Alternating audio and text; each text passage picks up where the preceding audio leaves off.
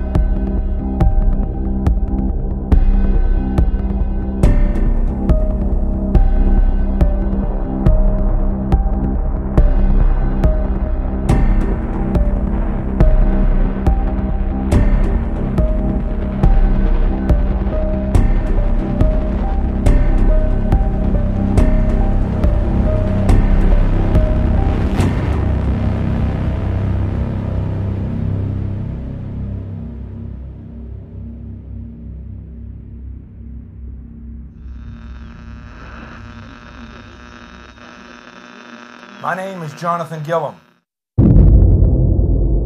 And this is The Experts.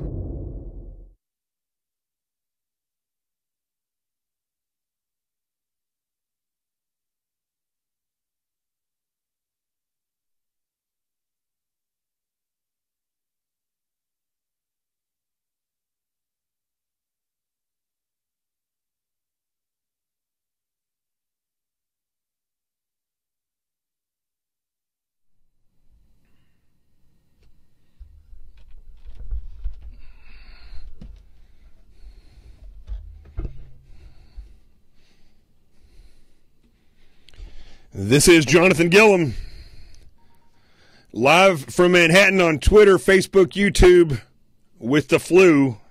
Lucky for you, my studio's at home. And it's been a long week, folks. This flu is no joke, I'm telling you. I said this at the beginning of the week. If you've got this flu, if you even think you have this flu, go see a doctor. But that's not what we're going to talk about today, although that is important. We are going to talk about the memo that was finally released. And so I'm going to bring on my good buddy Michael Jack, a former senior FBI special agent, and my other incredible friend who's running for Congress in the 15th District of Pennsylvania, Scott Uehlinger, former CIA station chief. And we're going to discuss this memo and exactly what surprises there are in it. I don't know if there's a lot of surprises, more just validation of everything that we believed. And I also want to talk about how the media is handling this and how they're spinning it. That as well is not going to be any surprise. So why don't we go ahead and we'll get started right now. Let's do it.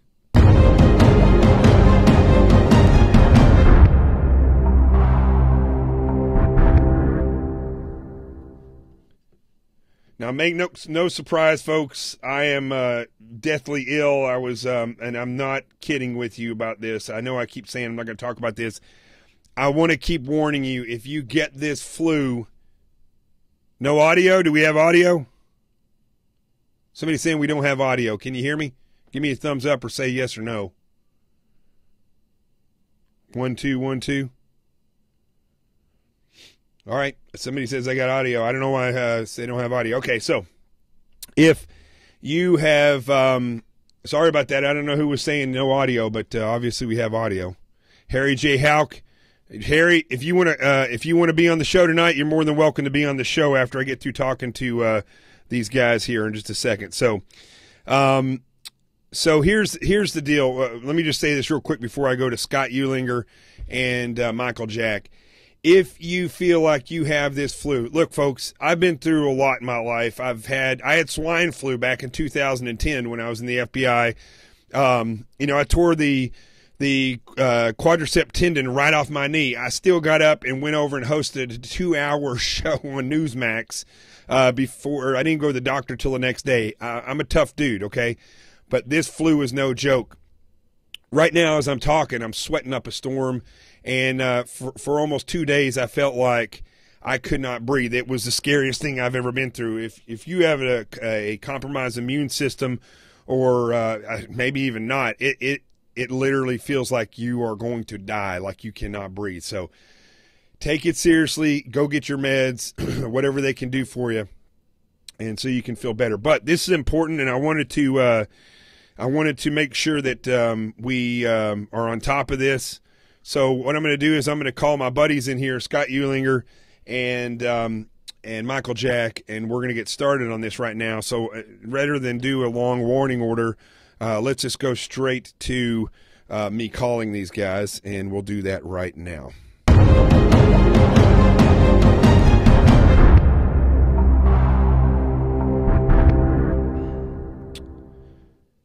Stand by. We're going to do it just like we did with Ron Bellin the other night, because I don't know where the little hookup is for my stupid jack on this phone because of the way that Apple has screwed with the headphone jack. So let's call Michael Jack first. Actually, I'm sorry. I'm going to call Scott Ulinger first.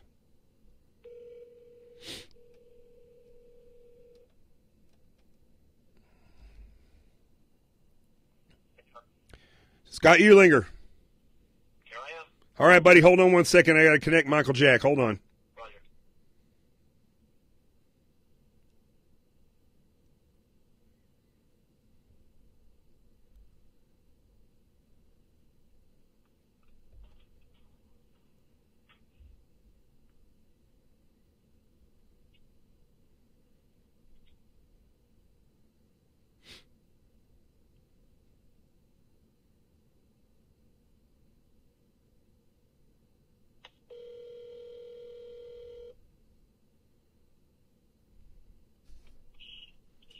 How you doing? All right, hold on 1 second. I got to merge the calls.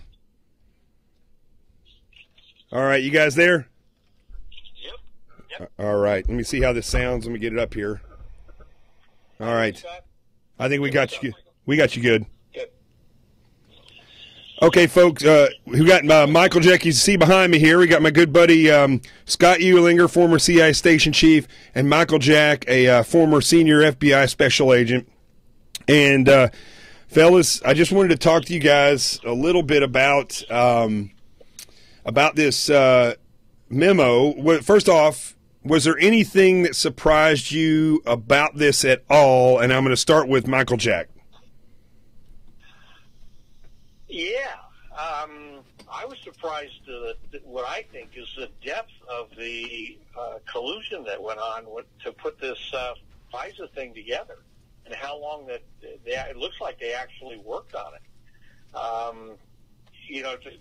see it was really unusual that a deputy assistant director is going to be involved in interrogations and involved in putting something like this together. That's usually done by the street agent level. So, that kind of caught me by surprise. The fact that the cooperation of the information that from Steele that was used in the affidavit was minimal at best.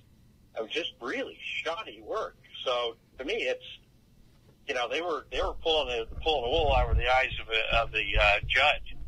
Right. Big time. Scott?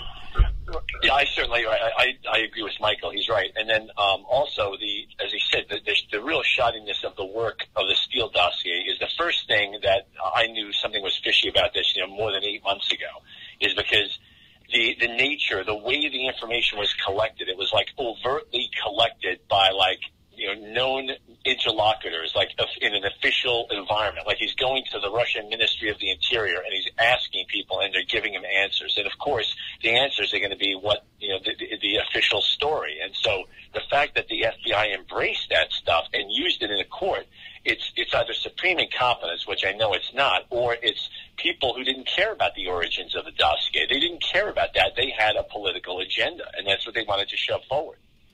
Now, Exactly. One of the things that surprised me greatly was that I didn't know that Steele was a longtime FBI source. Right, I didn't remember. I saw something about that a little bit in the newspaper, mentioned a little bit online, but not much about that. Yeah, but that's an important. Yeah, I heard. I think that's I think that's an important thing because, I've been saying all along that all of these meetings that have happened where people from the Trump administration or the campaign were caught up in this, where this evidence seemed to have been appears out of nowhere and is almost spot on as far as timing goes. Every time Comey or the Democrats or somebody needs something, boom, it just happens. And the fact that Steele was a source with the FBI means that he had contact with the FBI even without Fusion GPS. Right, exactly. So, Yeah, and of course, go ahead. I think it's. I'm sorry. Oh, go ahead. No, go ahead, Michael. Go ahead, Michael. I was going to say. I think it says in the memo that he had provided information on other subjects or other investigations in the past that had been fairly reliable. Right.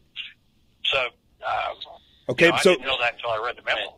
So we also have to remember that Michael Steele walked back a lot of the claims of the memo. He's being sued in, I think, both New York, maybe Washington, and in London for libel or something. And he has recanted the accuracy. He has spoken up about he's not willing to commit himself to the accuracy of the documents. That came out several months ago.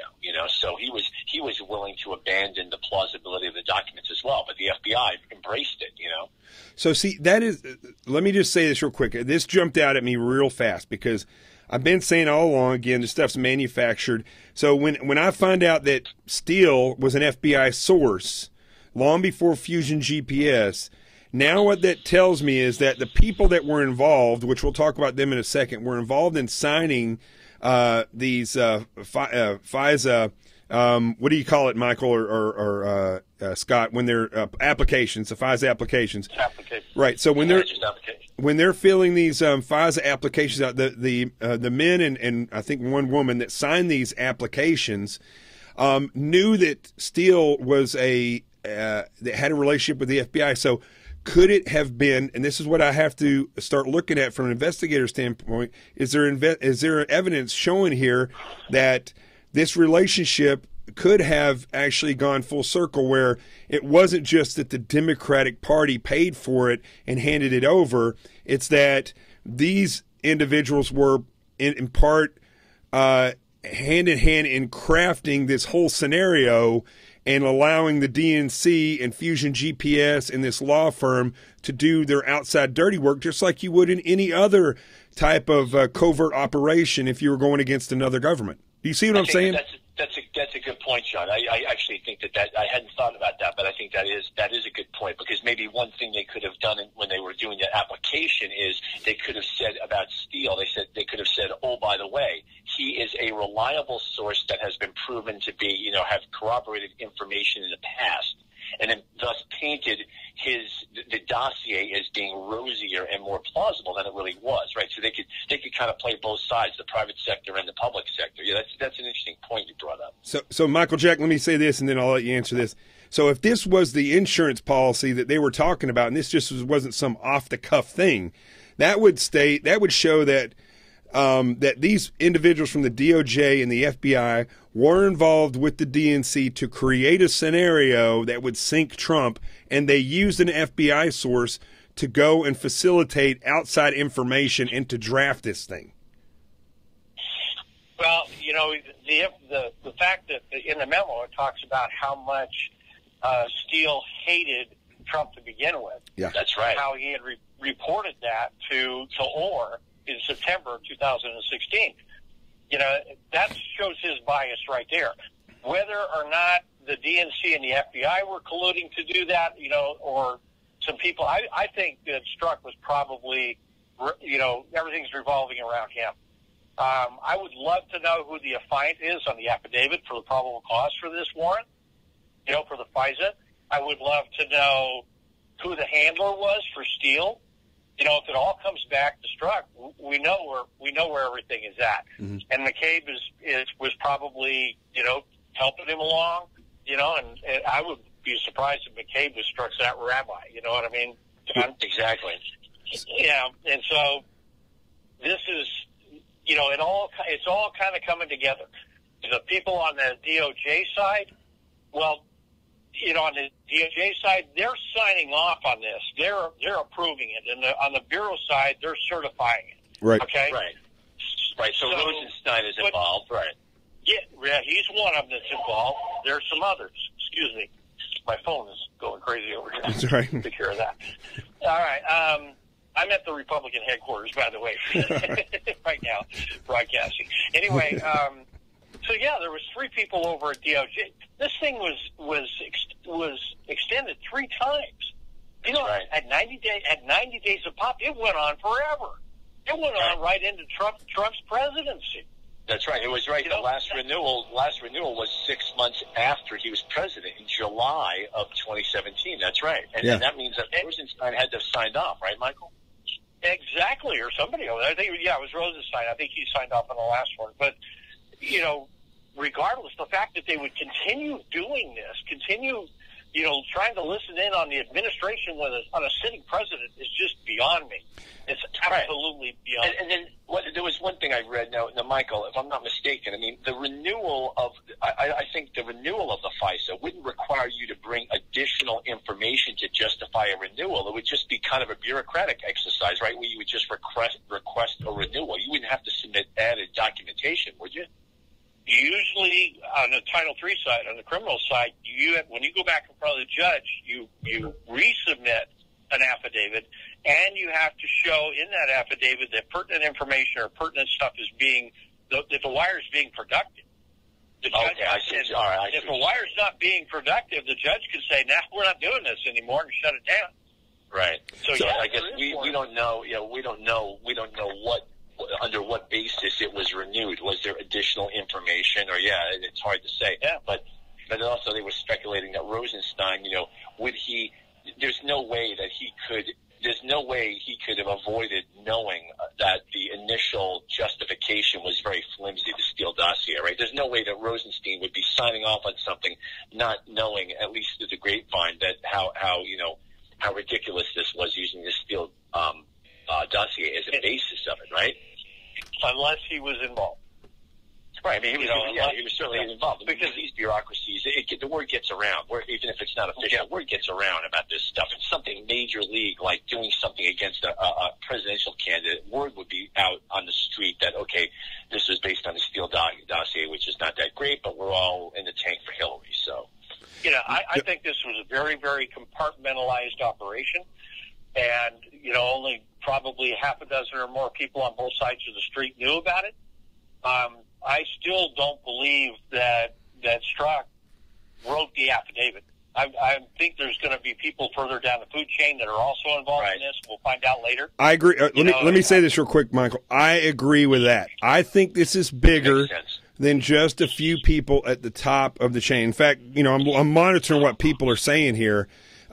Mark Chambers on Facebook says the same thing. They think that that there is more to this than just this group at the top. I mean, look, you guys all know that when you run an operation, even a small operation, it takes a tremendous amount of manpower to do that. You have, like, if you have a source that's going to go in and do a dangerous gun buy, you're going to have surveillance out there. You may have an airplane overhead. You may have undercovers in there with them. You're going to have your whole squad out there.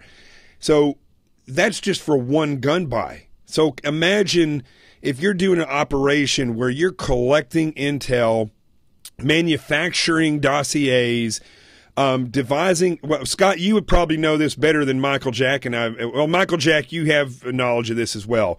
But since Scott was the guy overseas, literally doing some of this type of stuff, how big of a manpower operation would it be, and how deep would it have to be if you were going to create a dossier, if you were going to manufacture evidence and try to entrap a president of a country?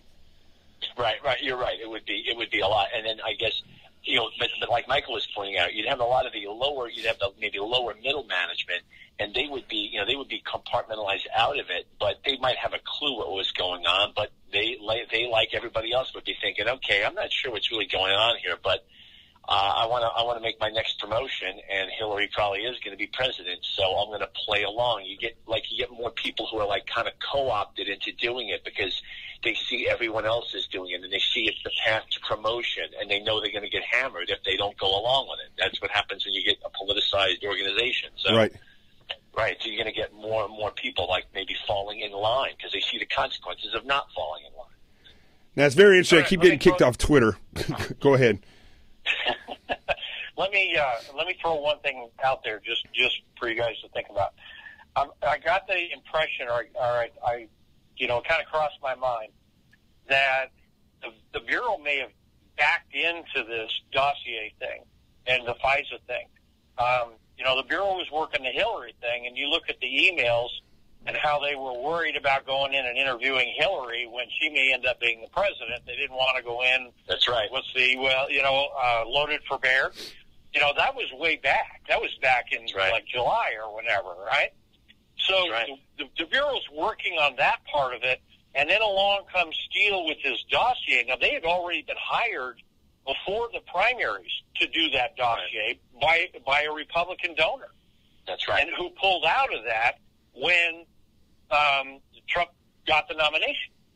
Well, that's when the DNC and Hillary, et al., came in with their money to pay for it.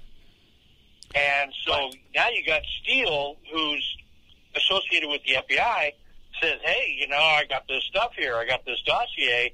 Or he gives it to McCain, and McCain gives it to the FBI, or maybe both. Who knows? And the Bureau, the guys in the Bureau go, hey, we could maybe, cement our future in the Hillary Clinton, administration if we go up on a FISA on Trump and find out that he's colluding with the Russians. So there you go. So it all came to be before the election, but then they kept at it after the election. That's what's nuts. So somebody on Facebook, It doesn't seem to make sense. William Ragone on Facebook is saying if Page was surveilled by FBI since 2013, which I don't know where you're getting that. Do you guys know where he's getting that? No, I don't. That sounds kind of early. Well, kind of. Page is real close to the. He loves the Russians. Right. And he's been very outspoken about it. And he was pissed off because the sanctions hurt his business, his oil business, and that sort of thing with the Russians. And so he's been very vocal about that. And so I'm pretty sure that the Bureau's had him, off again, on again under surveillance for one reason or another. And then at one point in time, it looks like I don't know if they got it off of another FISA or something. It looks like the Russians were going to try and flip him and make him a double agent. You're right. Recruit the guy, right? Sure. So, and a couple of Russians got booted out of the country for it. Right. Oh yeah, sure. In that time period, Michael's right there. Like John, like Michael's hitting the nail on the head about, talking about how, he's tying in the Hillary investigation into this, because that's the thing everyone has to keep in mind, is that this is all part of the same thing. This is all part of the same Justice Department umbrella, which is not only protecting Hillary and protecting Obama, but they're also out to get Trump. And they're covering up a series of crimes to endear themselves. Like, for instance, the Clinton Foundation, or Uranium One. They had. I don't know. Maybe we'll find out. Did they have evidence that would have prompted an investigation that was nipped in the bud because they said, well, we're not going there because she's going to be president. No, by the way, we've got this Steele dossier, and so it's all part and parcel of a larger operation of politically aligned people. So they're doing more than one thing. This is just the first layer of the onion we're finding out about now. Right. So I got to keep this somewhat on track, because if we go all over the place, people are going to get lost in our conversation. When it comes to Paul Ryan, for instance, Paul Ryan is trying to minimize the actions of some of the people that are involved in this on this memo, and he tries to make it sound like they're really not guilty of anything. Paul Ryan, of all people, is saying this. Same thing with John McCain. Two people that we are not surprised are saying this. What I need to find out and ask from you guys is, I talked to somebody from the DOJ several days ago before this came out, and I said, let me ask you one thing. As an investigator, if you see a pattern of actions over and over by people in different agencies, and their actions are absolutely identical whenever they need to cover something up, and their actions are always pointed directly towards the same subject. So in other words, forgive me for the cough. When they're going after somebody, it's always the same target. And when they go to cover up their actions, it's always done the same way. And their political affiliations are always leaning to the same side. Now, wouldn't you say that if that kind of similarity exists in different agencies at top levels, that there is, I don't want to use the word collusion, we keep using that over and over, that there is an enterprise at work that is focused on the same agenda and is beholden to the same master of authority? Because it's possible. Because if we look at Lois Lerner and the IRS and that scandal, they were going after the same conservative. They were going after conservatives. Right. They lost the emails, right? Something that I can guarantee you, in all your years, between all three of us and anybody else that's watching this on Twitter, Facebook, or YouTube, the thousands of people that may have been involved with federal service never had emails lost, ever. That's just not something that happens. So, they went about that. They said that those emails were lost. They were lost. Same target, same tenure of president and administration. When you look at what happened with Hillary Clinton, lost emails, destruction of private property, of government property, obstruction of justice. Same thing in IRS, obstruction of justice. There's a whole litmus test of, what to look for here. When we go into the FBI and the DOJ in this case, they lose text messages, they lose emails, they obstruct justice, and in this case, they create fake evidence, which is not something we necessarily saw in the other places. They create fake evidence to go get a FISA. So here's what I'm going to say is, if we can look at this report and we can say that it clearly shows that they had a hand in possibly creating the evidence, but definitely in using it to get a FISA and to spy on people. And I don't know if people are realizing this. If my math is right, they were still spying on the president of July this year. Right. Okay, so that's what the FISA warrant says. Right. So if that's the case, we should also assume, because if these people are, let me say this clearly so everybody understands it. If this memo shows that the same group of people that are using the same tactics of losing emails and obstruction of justice as all these people in these other agencies under the same administration with the same target, and then we find out that this group has misused a FISA or had a hand in creating and basically entrapping a president shouldn't we be able to also assume that if we dig somewhere else in the Barack Obama administration, that we're probably going to find more obstruction, more entrapment, no question about it. more, There's no question about it. Yeah.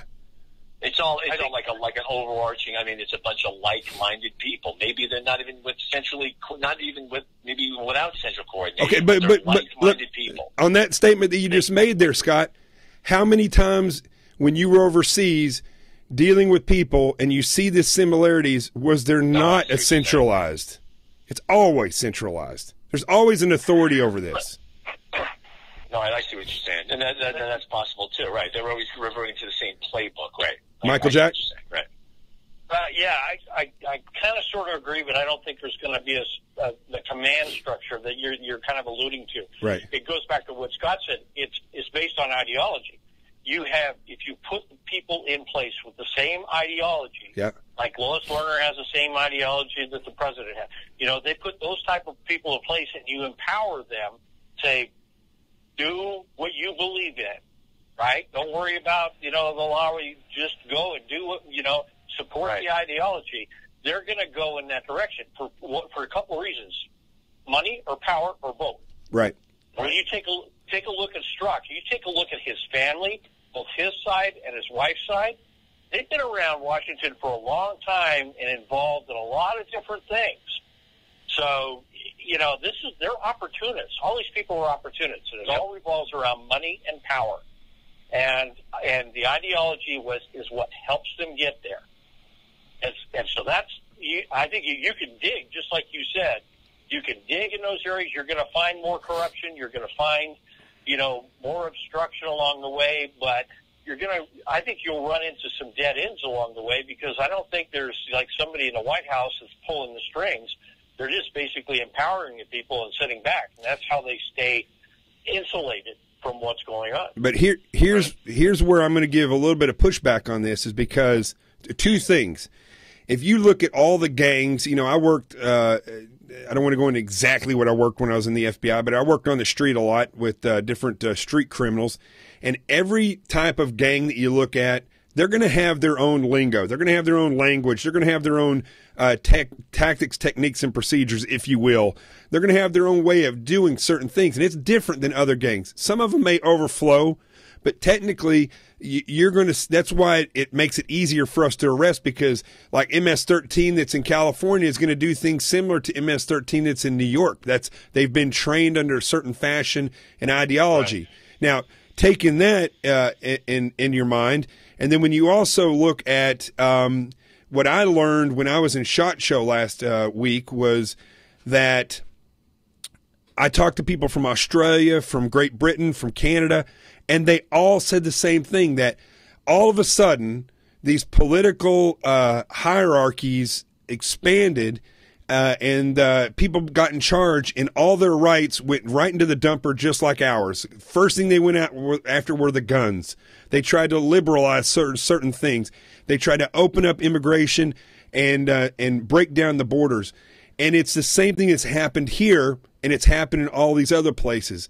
So the same people that we're talking about, the same ideology, let's just be honest, from a neutral standpoint, all right? I'm conservative, but I'm not saying this from a conservative standpoint. Everybody involved with this, no matter what they want to report on TV, they say, oh, my gosh, Christopher Wray or what's his name from the Assistant Attorney General, Rod Rosenstein. Those are lifelong Republicans. I think McCain and Paul Ryan have shown that Republican does not necessarily mean conservative, and it doesn't necessarily mean focused on the Constitution. So what we see now is that there is a certain ideology with all these people that, and I know I'm taking this way beyond the memo, but there is a possibility that there's a hierarchy for which these people belong, and they did not want Donald Trump in office. Well, that's certainly true. I mean, it's right. The swamp at its finest. The Republicans and establishment Democrats who are very upset at the idea of having an absolute outsider come in, because he could be a potential wrecking ball, right? Because they have their little clubs and their way of doing things, right? I mean, it's certainly possible. Well, not only that, but you and I talked about this on your other show last week. Yeah. is that there is this. It goes back 100 or so years, back to Wilson and those guys in the late 1800s, where they took a look at what Karl Marx had written in the Communist Manifesto, and they said, well, that won't work in the United States, but we can Americanize it. And their Americanized version of that is an administrative class that runs everything.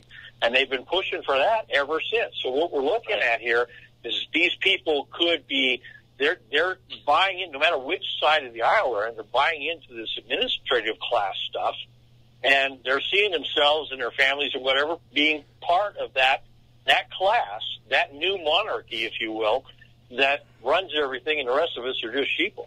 And they get all the benefit from it. Somebody on Twitter just said, and I'm sorry that I can't see the names, are too small, but they said they're listening and it sounds like another country.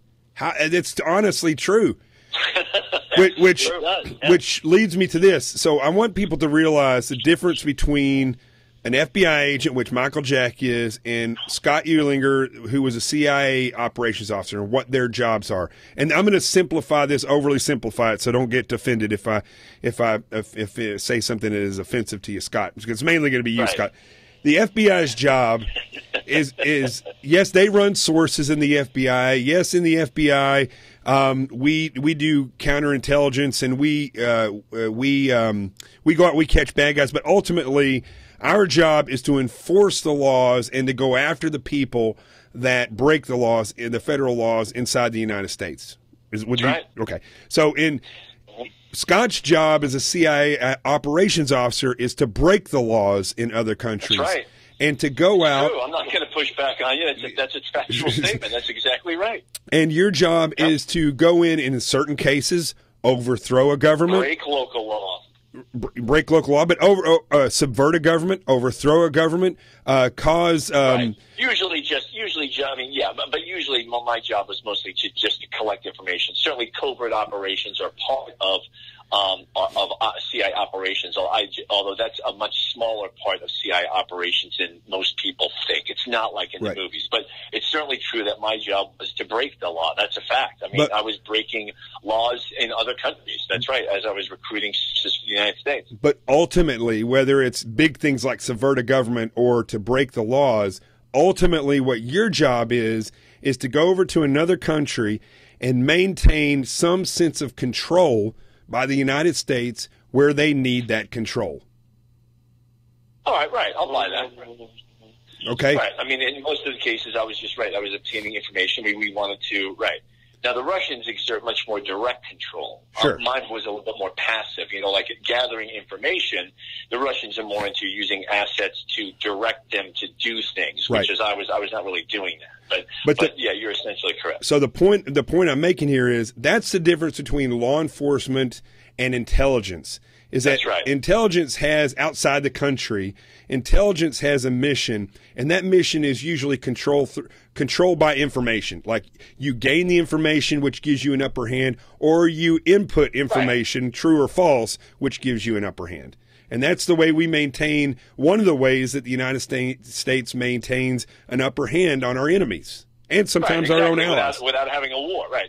Better to gain intelligence and do it peacefully than to and avoid having a war, right? Right. That's certainly a primary mission of intel, that's right. So from a having taken both of those into account, when we look at what law enforcement, which the DOJ and the FBI are primarily involved with, and we look at what the CIA is primarily involved with, which we just laid out, what would you say this looks like more to you? And when it comes to what these people are doing? Well, it certainly looks more like it would look more like an intelligence operation, because it's certainly done in disobeyance of the law. This is highly illegal operations we're talking about, right? So these people are subverting their own government. Exactly. Michael? Yeah, I would agree with that, except I think it's somewhere between just gathering intelligence and what you described the Russians do. I think they're manipulating, too. They're gathering the intelligence and they're using it to try and manipulate. Or they're creating it. Some sort of, yeah. Well, yeah, gathering, creating, whatever the case may be, they're trying to either overtly through using the media or whatever, or covertly doing whatever it is they're doing behind the scenes. They're trying to manipulate things in a direction that's going to be favorable to them and their cause. Right. Now, I'm going to get back into some details of this, but I want an honest answer from you guys. It doesn't have to be long, but how badly, Michael Jack, we'll start with you, since this is the agency that you worked for and I worked for as well. How badly does this disturb you, and how paranoid are you of the FBI? In other words, at what level does your paranoia stop? Is it the street level? Is it the supervisor level, the ASAC level? At what point do you start saying, okay, I don't think we need to go that far down? Or do you think that they could have cherry-picked people all the way down, such as analysts, people who are responsible for unmasking individuals? How bothered are you by this? In other words, do you think this is just a group of people, we get rid of them, that's fine? Or do you think this is so widespread that this is just beyond troubling? This is a point to where we have to have a complete cleaning of the house. Well, we don't need a complete cleaning of the house, but we need a cleaning. And I think most of that cleaning needs to take place on the 7th floor of the Hoover Building. I think it's more localized. It's inside the Beltway, which would be the Hoover Building, and possibly extending over to the Washington field office, some people in there. But I think the further you get away from Washington, D.C., the less likely that you don't need to have people out there. You know, if you're going to do this kind of operation where you're going to try to take over the government, do it in Washington, D.C. Do it at the head, the head of the snake. You don't need the people in Butte, Montana, or Las Vegas or anywhere else, I would only be worried about, folks that are in headquarters and then some of the people that they could use, like a case agent in a WFO to write affidavits and that sort of thing to make it look like it was something more or less legitimate. Which I don't disagree with you there.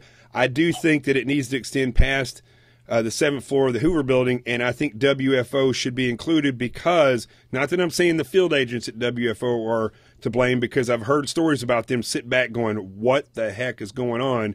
But I do think that the relationship that WFO has with the Hoover Building or headquarters is a little troubling, because they seem to utilize WFO to do a lot of these high-level investigations over and over, and it's in close proximity, which they can manipulate. Yeah, they're handy. It's their jurisdiction.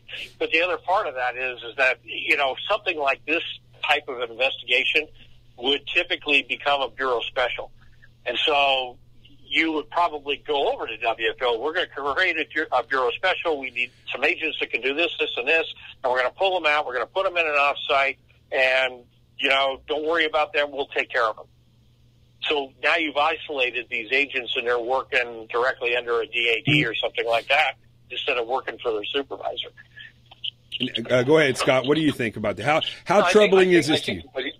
I think it is troubling, but I think Mike laid it out. That's perfectly logical. I'm sure that's the way it is. It could go down fairly low in the Washington field office or in headquarters, but I think I think he's called it the right way. Now, if it was the CIA, it would be a little different, because the CIA is much more. We're not talking about the CIA, but the CIA is much more low. Its presence abroad in the United States is really not much to speak of. It's primarily in Washington and, of course, overseas. Whereas the FBI is much more decentralized in a way, right?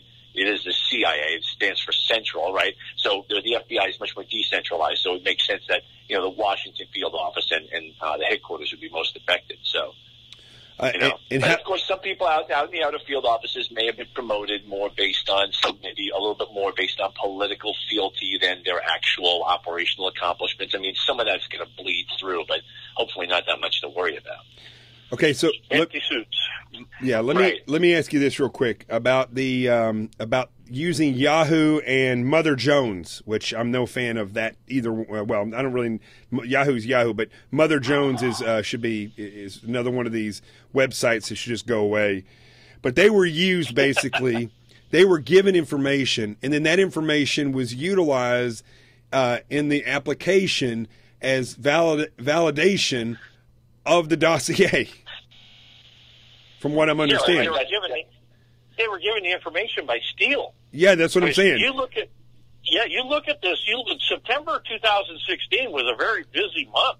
Yeah. Steele's running around talking to Mother Jones. He's talking to everybody in media that he possibly can. The DNC attorneys are setting him up with people in Washington, D.C. to talk to. I mean, as a result of all that, in October is when they shut down his file. But he was absolutely going crazy. And you look at his bias in his statements, he must have been just emotionally a wreck because he was desperate. He was desperate. That shows you, that's the old circular reporting. Now, circular reporting where, in other words, it's you're citing, we're partly confirming our information from Fusion One with something we heard from Yahoo, but that's circular reporting because actually Fusion One told Yahoo that information. So you're still getting Fusion GPS's information. It's not verified independently from Yahoo. And this is something in intelligence you've always got to worry about is circular reporting. You don't want to corroborate something and it turns out they're just echoing something they heard from somebody else. But in this case, it seems as though the FBI was deliberately creating circular reporting as a false way of verifying the information, maybe in front of the judge to say, we have corroboration of this information, when in fact they didn't. They kind of manufactured it through circular reporting. Or they just backed into it. It took place and they just took advantage of it. They didn't have to manufacture it. Right. Actually, yeah, that's true. You're probably right, Michael. That's right. I see. The way I'm looking at this thing is everything has worked out so cleanly until now that I don't think any of this was backed into. This whole thing seems like you have a group of people who've been in place for a period of time, and when it came time, when game day arrived, they did exactly what they were there to do, which was manufacture and entrap the opposition, and they did it in a way to protect the piece of the pie that was going to continue the growth of their power, which was Hillary Clinton. I don't know if it has so much to do with Hillary Clinton as it does just to have more to do with the growth of that ideology and whoever this ultimate authority is, which I still believe. If you look at any gang, if you look at any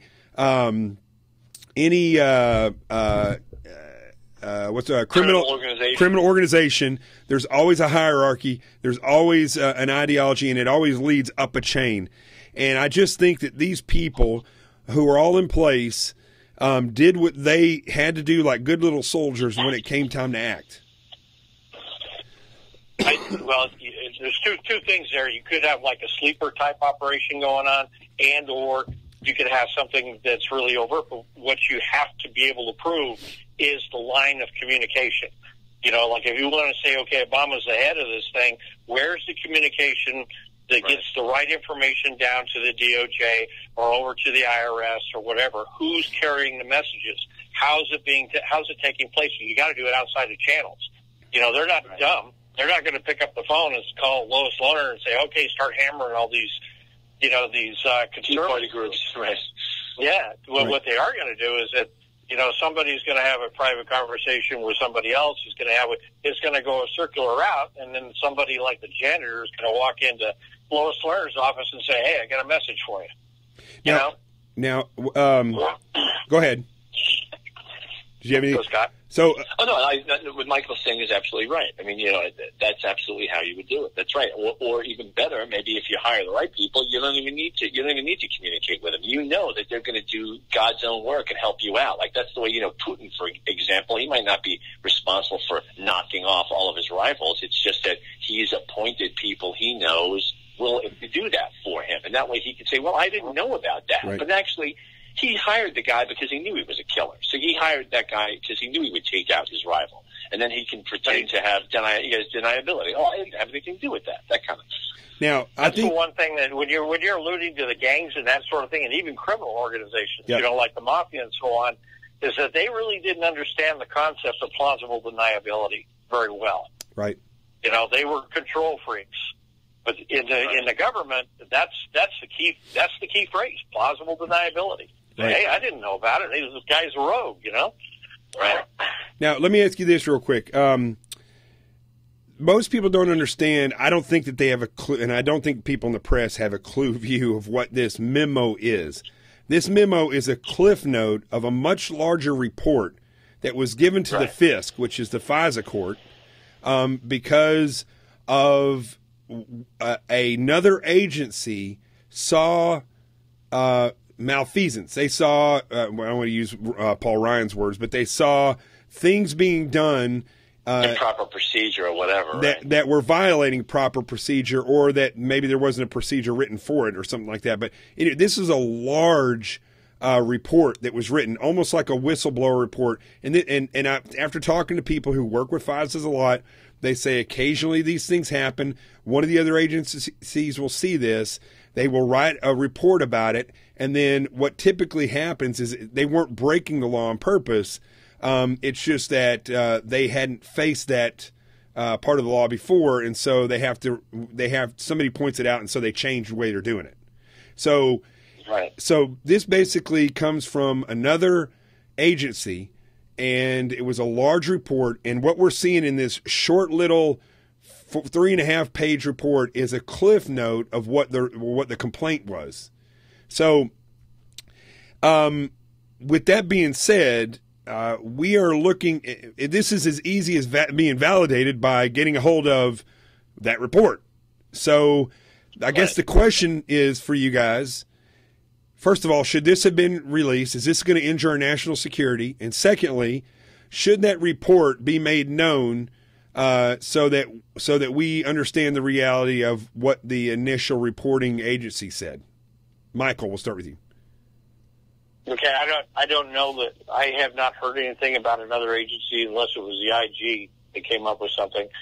Coming up with a report that I know about the Intelligence Committee and their investigation, and a lot of it's in this memo looks like some of their stuff, because there's testimony in there, like from McCabe and so on. That's in this memo. Yeah. But from my perspective, what I want to see, and you don't have to go into the whole report done by another agency. I want to see the affidavit of probable cause. Mm-hmm. That's what I want to see.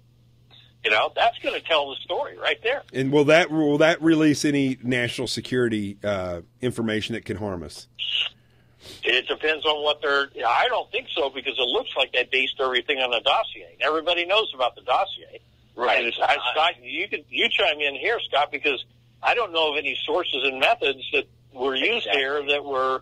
Exactly. They're even worth talking about. No, that's exactly, and that's why I'm highly suspicious of anything that cites sources and methods. I mean, look, this was my bread and butter. This is what I protected sources. I mean, this is what I was all about when I was in the field. And so, anytime that they start citing sources and methods, a lot of times it's a cop out. It's an excuse not to reveal information. I can't really see any situation where the information would be so sensitive that they would not want to reveal it. They're just trying to cover up. They're trying to cover up people's tracks. And I would also argue that what we're potentially looking at here, wholesale violation of the Fourth Amendment, even if there is some sensitive information, that is important to every single American, the Fourth Amendment. And what I'm saying is, I think that even if there were some sensitive information, the concerns of all Americans that their Fourth Amendment rights are protected, and that we've got like a Justice Department that's gone rogue, that information should be released anyway. However, I don't believe that there's anything in there that's greatly compromising. It's for the most part, it's an exercise in bureaucracy and administration. So I don't buy that. And when I get to Congress as a congressman, I won't buy that cop out. So, I love it. You got your plug in there. I was waiting for that. No, I let everybody. So I'm glad you said that, Scott, because look, there's a lot of congressmen that and senators that didn't show up or left during the State of the Union address last week.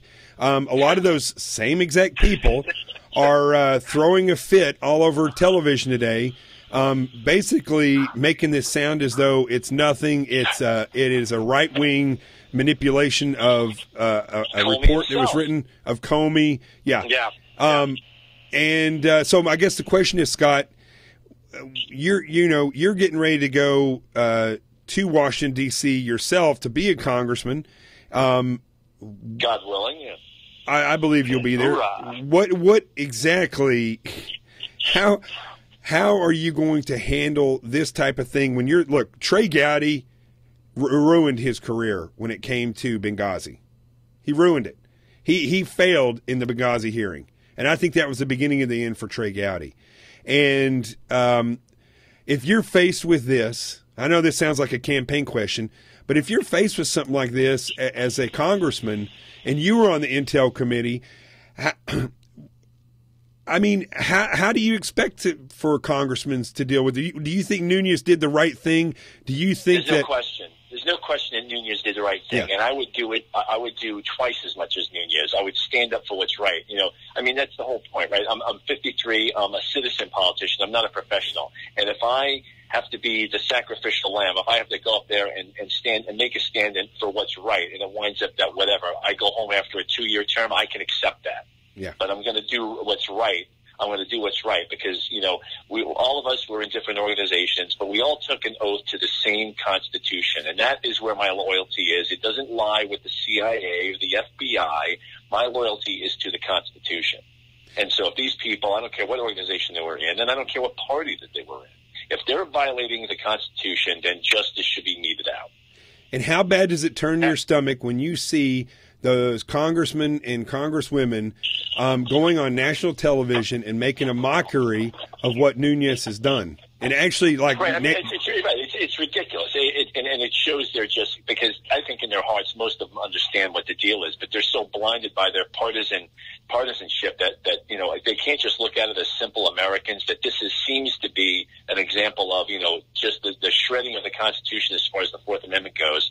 Why can't we unify behind that as all Americans? Now we've got the press.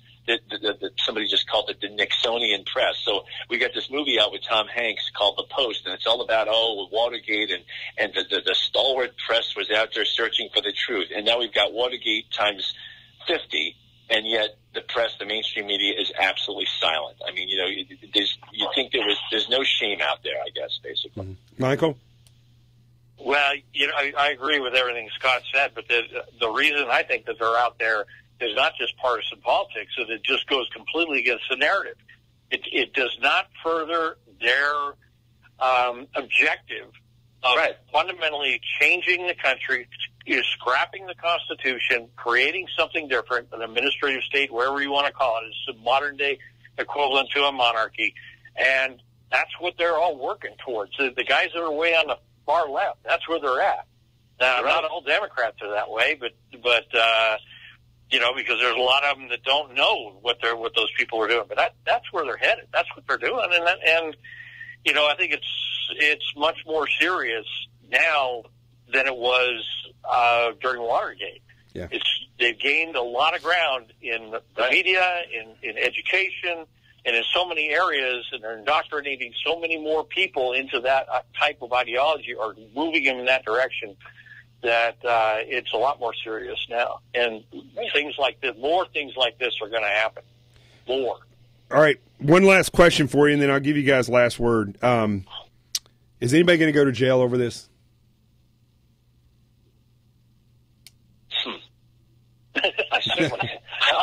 I certainly hope so, but I don't know if we're going to get the satisfaction I think all of us crave. I don't know about that. You know what's scary about that? All three of us have served in some capacity, in multiple capacities,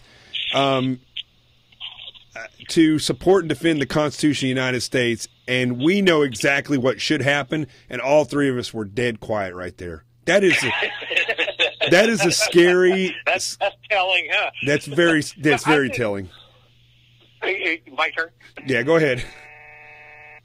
It's too early to tell. My gut tells me, if I was just going to go with my gut, that somewhere along the line, just like during Watergate, there were some folks that went to jail, and there may be some people in this thing that will end up going to jail.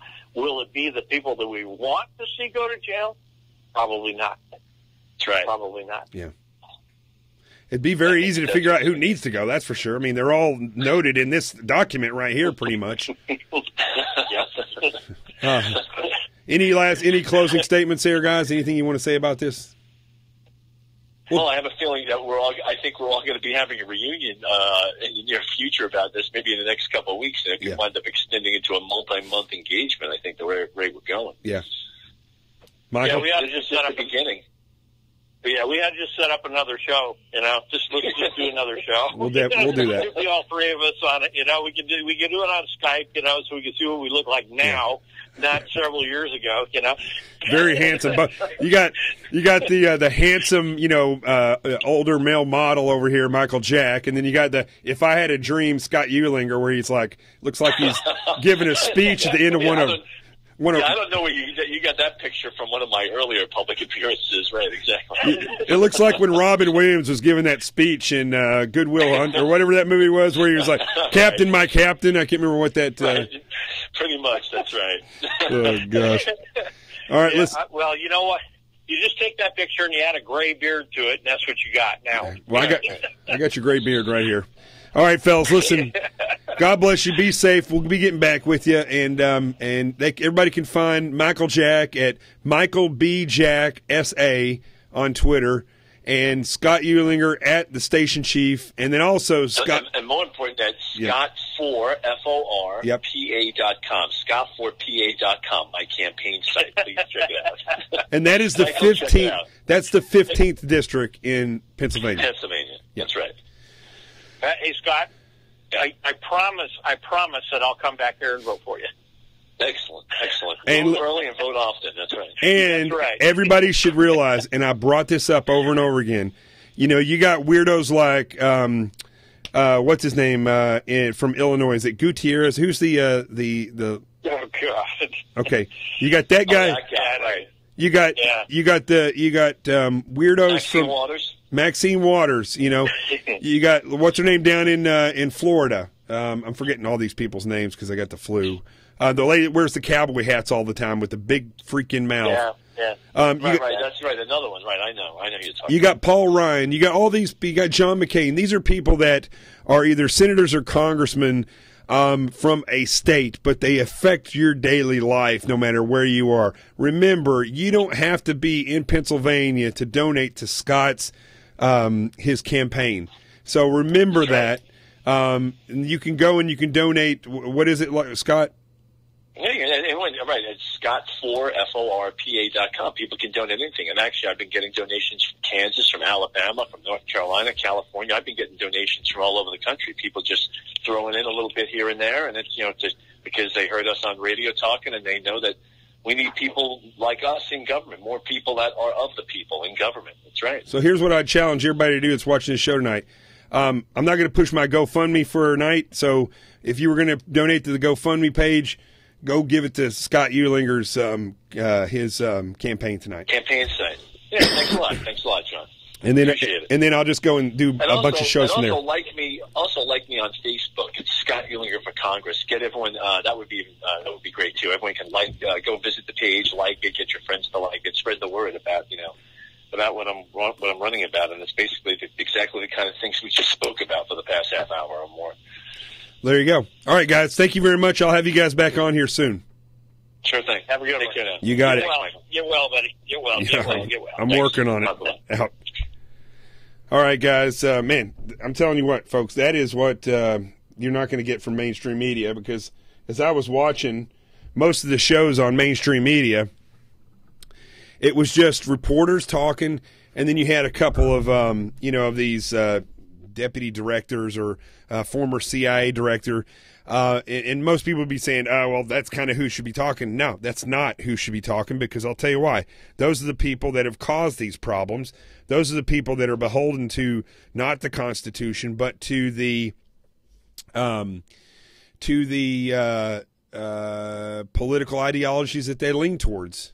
And hold on one second here. Hold on.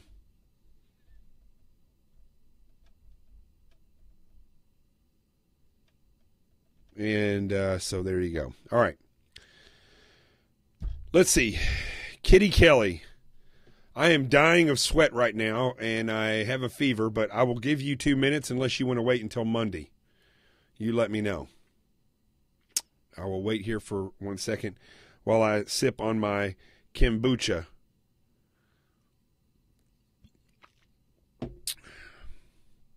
All right, I'm not seeing Kitty Kelly. All right, I want to give everybody another just a few more things before we go to the True Zone, I guess, and we'll do our toast, Friday night toast. I'm going to do it with this. I'm not drinking anything alcoholic, that's for sure. And then I got to take this sweat. Can you see? I put this shirt on before I started this show. It is soaking wet right now. Yes, Pete, those were experts. Okay, that's what I'm talking about here. I am Jolene. I'm going to go sleep here shortly. All right, one thing real quick. This book has been selling like hotcakes, but it's already starting to trickle down. So you guys have to keep the word of mouth going for this book. Tell everybody they need to get it. The reviews have been great. Of course, I'm going to get some bad reviews every now and then because people don't get it, I guess. I don't know. I mean, I tried to write this as simple as I could. Not saying my mom is simple. She's watching right now. But when I was writing it, I was imagining that I was talking to her and trying to explain to her, not that I was explaining it to some operator. So I want you all to share this book. I got to plug this in before it dies. Hold on. I want you all to share this book and tell everybody about it so they'll go get it. Order it from Amazon or Barnes & Noble. Go to Barnes & Noble and pick it up at the bookstore. And I know I keep saying this, folks, and every week it's something else. But I can't do anything right now because I'm sick. So I figured out a way to get. I've got all your emails now. I got it off of GoFundMe. Those that have donated over $50.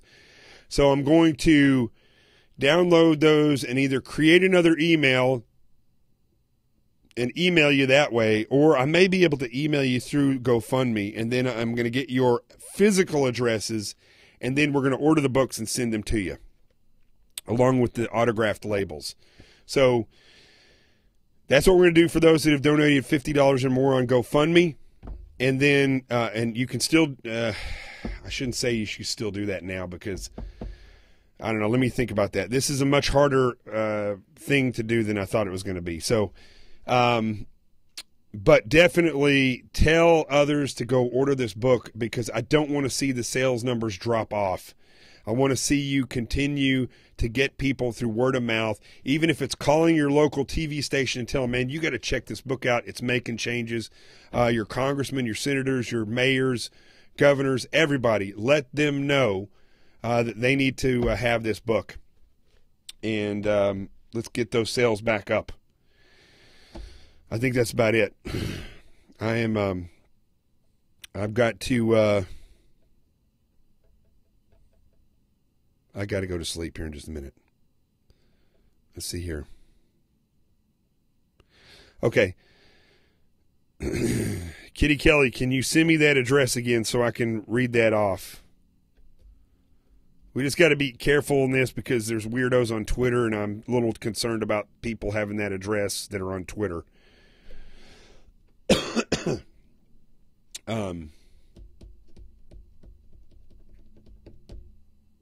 Why don't we just do it Monday, Kitty? That way I can talk to you before then. Okay? I think that'd be best. All right. Let's go to the True Zone so I can call this a night and get back in the bed. Let's do it.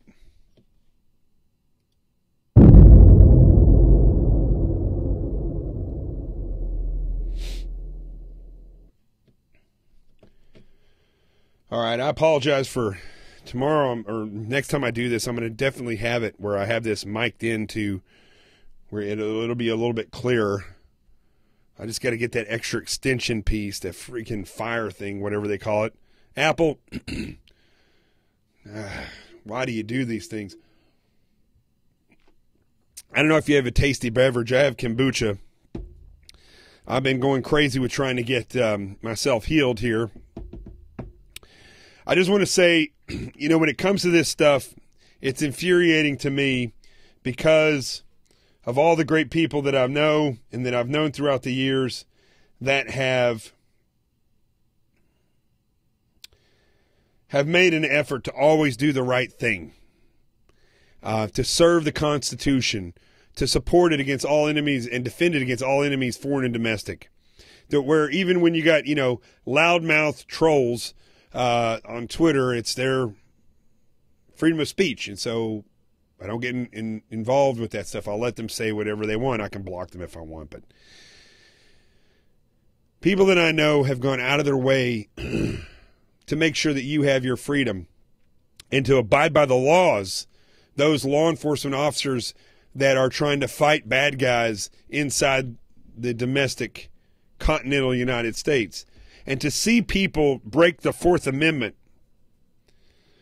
of the way that they have with these using fake created information,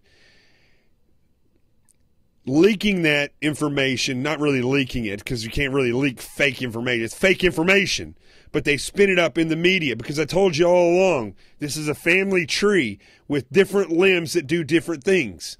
You got your activists, you got your community organizers, they're one and the same. You got your city politicians, your state politicians, your federal politicians, your judges on all sides. You got the Republican and Democratic parties. They're both vying for positions of authority and power. You got your big money donors, your big money controllers. And you got these political appointees. You have these higher ups in these agencies. And it just seems to me as though they are all working together for something that is not in the best interest of the people of the United States or the Constitution that gives us the very rights that God granted us through the Founding Fathers and through that piece of paper. Those are rights that were given to us by God.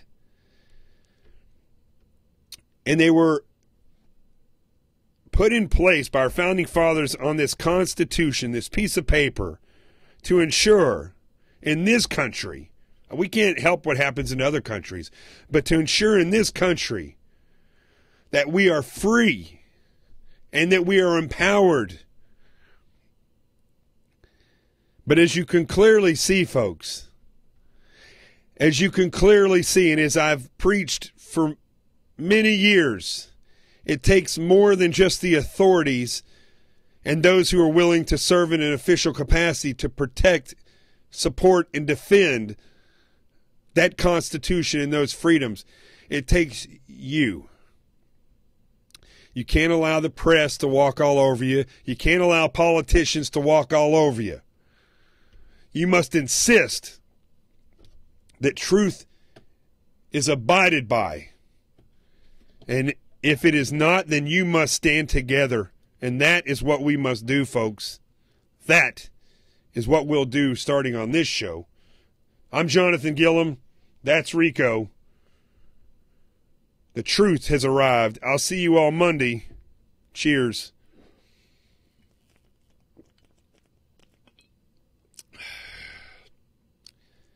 Here's to freedom. I love you. I'm Jonathan Gillum. This is The Experts.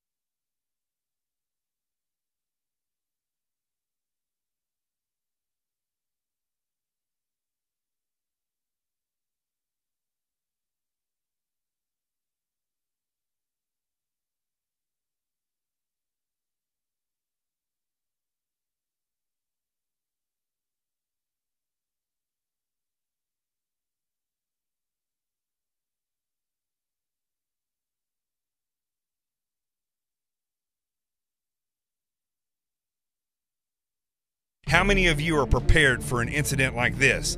Get my new book, Sheep No More, The Art of Awareness and Attack Survival, and I will teach you to think like an attacker so you can truly defend yourself. Don't just react, act. Available for pre-order now on Amazon and Barnes & Noble. Sheep No More. Get it.